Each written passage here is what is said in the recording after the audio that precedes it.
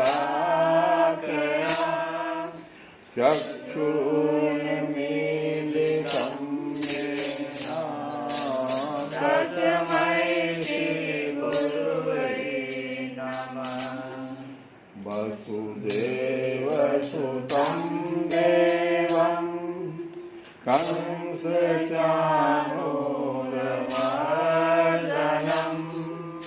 देवकी परमानन्दं कृष्णं वन्दे जगद्गुरुं। रुक्मिणीकेलिसंयुक्तं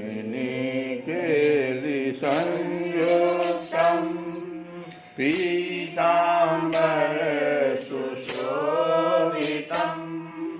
ओवाप्ततुलसीगन्धं कृष्णं वन्दे जगद्गुरुं। हे कृष्ण करुणा सिन्धु दीनबन्धु जगत्पते गोपेश गोपिकान्त राधाकान्त नमस्तुते। सप्तकाञ्चन गौराङ्गी राधे वृन्दावनेश्वरी वृषभानुसुते देवी प्रणमामि हरिप्रियम्। श्रीकृष्णाय वासुदेवाय हरये परमात्मने प्रणतः क्लेशनाशाय गोविन्दाय नमो नमः। हम लोग 2 दिनों से कथा सुन रहे हैं भगवान के अवतार के बारे में। भगवान ने कई अवतार लिए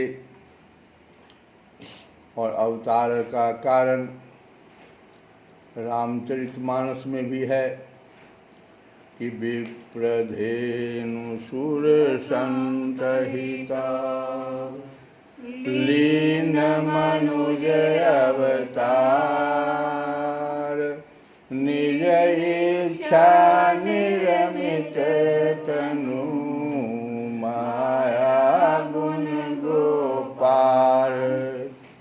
यहाँ पर भगवान विप्र धेनु सुर संत के हित के लिए मनुष्य अवतार लेते हैं, लेकिन अपनी इच्छा से लेते हैं, अपनी इच्छा से शरीर धारण करते हैं और उनका शरीर जो है गोपार है, इंद्रियों से परे है। गो मतलब इंद्रियां हैं। तो कर्मयोगी तुम सा नहीं देखा, कर्मयोगी तुम सा नहीं देखा, तुमको सकल सनातन पूजा, तुमको सकल सनातन पूजा। कर्मयोगी तुम सा नहीं देखा, तुमको सकल सनातन पूजा।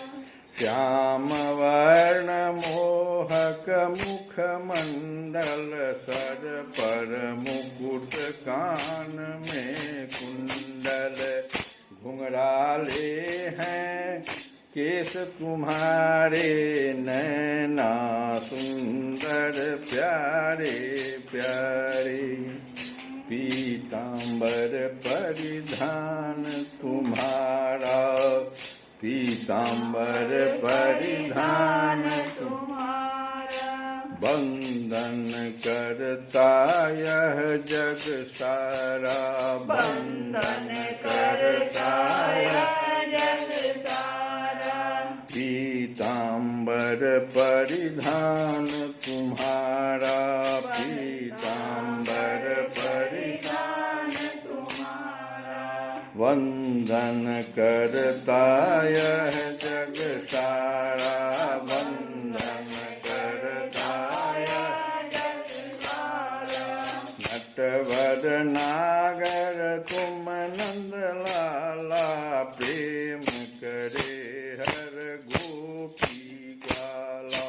बंसी की जब तान सुनाए, मंत्र मुग्ध साधक हो जाए।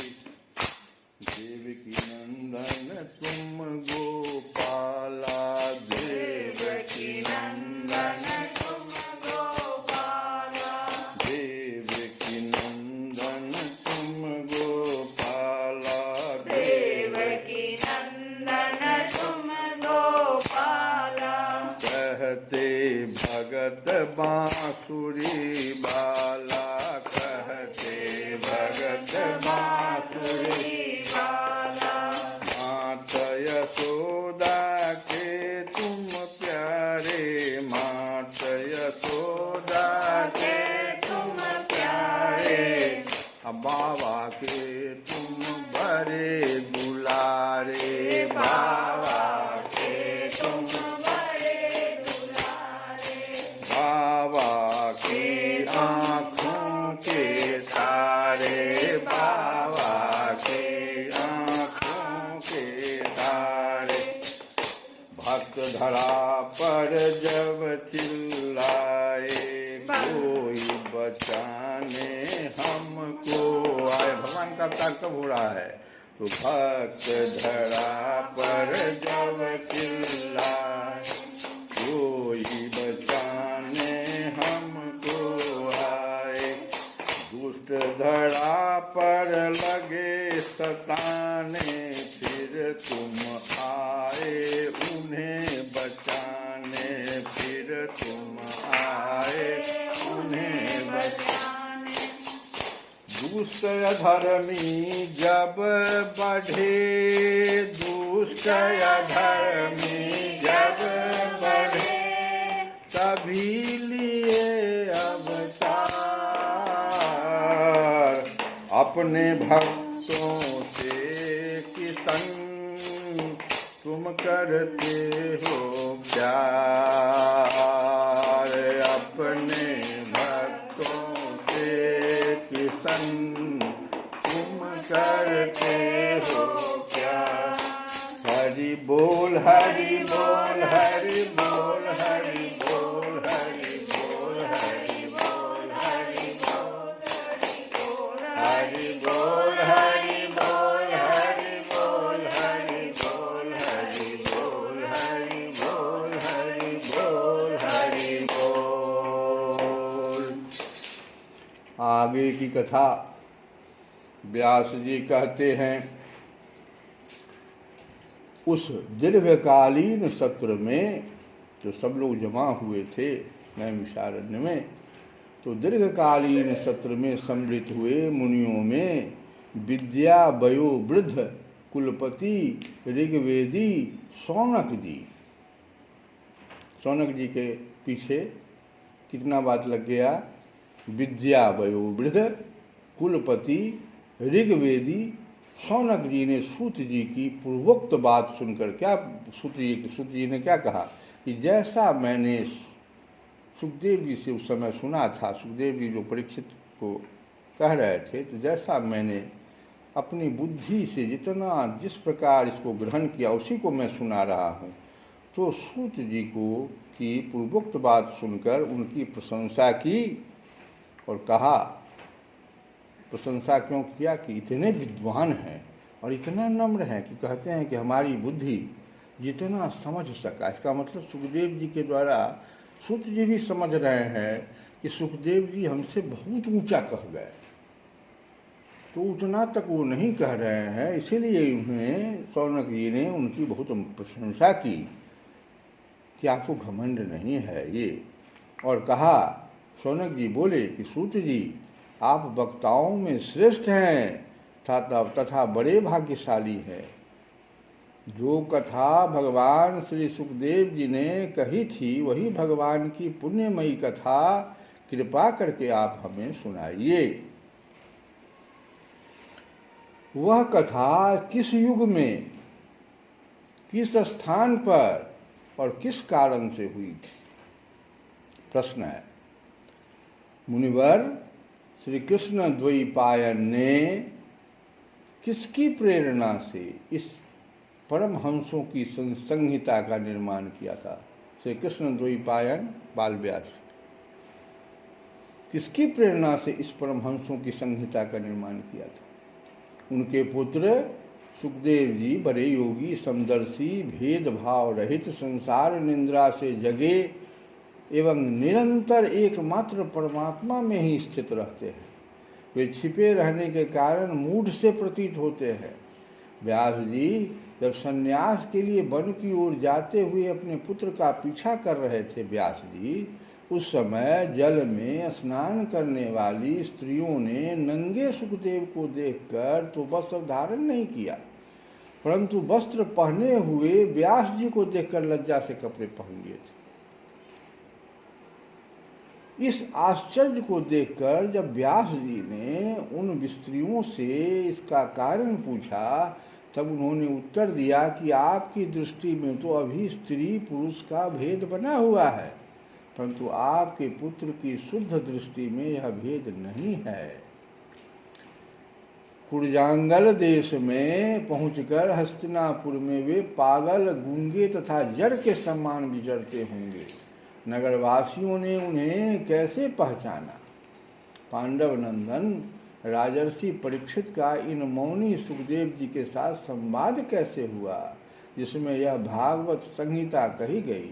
महाभाग श्री सुखदेव जी तो गृहस्थों के घरों को तीर्थ स्वरूप बना देने के लिए उतनी ही देर उनके दरवाजे पर रहते हैं जितनी देर में एक गाय दूही जाती है। सूत जी, हमने सुना है कि अभिमन्यु नंदन परीक्षित भगवान के बड़े प्रेमी भक्त थे। उनके अत्यंत आश्चर्यमय जन्म और कर्मों का भी वर्णन कीजिए। वे तो पांडव वंश के गौरव बढ़ाने वाले सम्राट थे। वे भला किस कारण से साम्राज्य लक्ष्मी का परित्याग करके गंगा तट पर मृत्यु पर्यंत अनशन का व्रत लेकर बैठे थे? शत्रुघ्न अपने भले के लिए बहुत सा धन लाकर उनके चरण रखने की चौकी को नमस्कार करते थे। वे एक वीर युवक थे। उन्होंने उस दुस्त्यज लक्ष्मी को अपने प्राणों के साथ भला क्यों त्याग देने की इच्छा की? जिन लोगों का जीवन भगवान के आश्रित है, वे तो संसार के परम कल्याण, अभ्युदय और समृद्धि के लिए ही जीवन धारण करते हैं। उसमें उनका अपना कोई स्वार्थ नहीं होता। उनका शरीर तो दूसरों के हित के लिए था। उन्होंने विरक्त होकर उसका परित्याग क्यों किया? वेदवाणी को छोड़कर अन्य समस्त शास्त्रों के आप पारदर्शी विद्वान हैं। सूत जी, इसीलिए इस समय जो कुछ हमने आपसे पूछा है वह सब कृपा करके हमें कहिए। सूत जी ने कहा, इस वर्तमान चतुर्युगी के तीसरे युग द्वापर में महर्षि पराशर के द्वारा वसुकन्या सत्यवती के गर्भ से भगवान के कलावतार योगी राज व्यास जी का जन्म हुआ। एक दिन वे सूर्योदय के समय सरस्वती के पवित्र जल में स्नान आदि करके एकांत पवित्र स्थान पर बैठे हुए थे। महर्षि भूत और भविष्य को जानते थे। उनकी दृष्टि अचूक थी। उन्होंने देखा कि जिसको लोग जान नहीं पाते, ऐसे समय के फेर से प्रत्येक युग में धर्म संकरता और उसके प्रभाव से भौतिक वस्तुओं की भी शक्ति का ह्रास होता रहता है। संसार के लोग श्रद्धाहीन और शक्ति रहित हो जाते हैं। उनकी बुद्धि कर्तव्य का ठीक ठीक निर्णय नहीं कर पाती और आयु भी कम हो जाती है। लोगों की इस भाग्यहीनता को देखकर उन मुनीश्वर ने अपनी दिव्य दृष्टि से समस्त वर्णों और आश्रमों का हित कैसे हो, इस पर विचार किया। उन्होंने सोचा कि वेदोक्त चातुहोत्र कर्म क्या है कि होता और जो अर्घ्य देता है, उद्भाता और ब्रह्मा, ये चार होता है। इनके द्वारा संपादित होने वाले अग्नि, अग्निष्टमात यज्ञ को चातुर्होत्र कहते हैं। तो चातुर्होत्र कर्म लोगों का हृदय शुद्ध करने वाला है। इस दृष्टि से यज्ञों का विस्तार करने के लिए उन्होंने एक ही वेद के 4 विभाग कर दिए। व्यास जी के द्वारा ऋग, यजु, साम और अथर्व इन 4 वेदों का पृथक्करण हो गया, उद्धार हो गया, उद्धार पृथक्करण हुआ। इतिहास और पुराणों को 5वां वेद कहा जाता है। उसमें से ऋग्वेद के पैल, सामगान के विद्वान जैमिनी एवं यजुर्वेद के एकमात्र स्नातक वैशंपायन हुए। अथर्ववेद में प्रवीण हुए दरुणनंदन सुमंत मुनि। इतिहास और पुराणों के स्नातक मेरे पिता लोमहर्षण थे, सूत जी के पिता लोमहर्षण थे। इन पूर्वोक्त ऋषियों ने अपनी अपनी शाखा को और भी अनेक भागों में विभक्त कर दिया। इस प्रकार शिष्य प्रशिष्य और उनके शिष्यों द्वारा वेदों की बहुत सी शाखाएं बन गई। कम समझ वाले पुरुषों पर कृपा करके भगवान वेद व्यास ने इसलिए ऐसा विभाग कर दिया कि जिन लोगों को स्मरण शक्ति नहीं है या कम है वे भी वेदों को धारण कर सकें। स्त्री, शूद्र और पतित द्विजाति तीनों ही वेद श्रवण के अधिकारी नहीं हैं। इसीलिए वे कल्याणकारी शास्त्रोक्त कर्मों के आचरण में भूल कर बैठते हैं।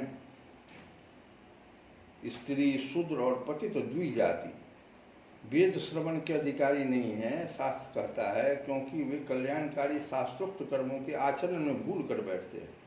अब इसके द्वारा उनका भी कल्याण हो जाएगा, यह सोचकर महामुनि व्यास जी ने बड़ी कृपा करके महाभारत इतिहास की रचना की। सोनकादि ऋषियों, यद्यपि व्यास जी इस प्रकार अपनी पूरी शक्ति से सदा सर्वदा प्राणियों के कल्याण में ही लगे रहे, तथापि उनके हृदय को संतोष नहीं हुआ। उनका मन कुछ खिन्न सा हो गया।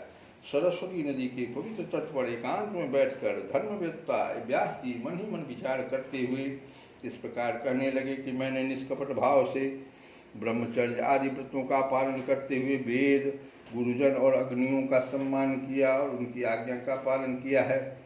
महाभारत की रचना के बहाने मैंने वेद के अर्थ को खोल दिया है, जिससे स्त्री, शूद्र आदि भी अपने अपने धर्म कर्म का ज्ञान प्राप्त कर लेते हैं।